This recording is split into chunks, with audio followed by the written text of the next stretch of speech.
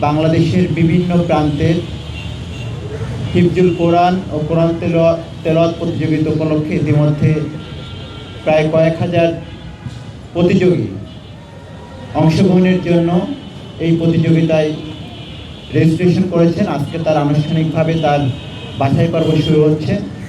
আমরা মনে করি যে এই কোরআন তেলাওয়াত এবং হিফজুল কোরআন প্রতিযোগিতার মধ্য দিয়ে এই সংখ্যাগরিষ্ঠ মুসলিম বাংলাদেশে পবিত্র মাহে রমজান উপলক্ষে যে ভাবগম্ভীর্যের মধ্য দিয়ে আমরা এই পবিত্র মাহে রমজান পালন করি, ঠিক একইভাবে শিক্ষার্থীদের মধ্যে এই কোরআন এবং আমাদের মুসলমানদের মধ্যে যে আমাদের ধর্মীয় যে ভাবগম্ভীর্যের যে ব্যাপার রয়েছে সেটিকে শিক্ষার্থীদের মধ্যে ছড়িয়ে দেওয়ার জন্য এই প্রতিযোগিতা আরও গুরুত্বপূর্ণ অবদান রাখবে।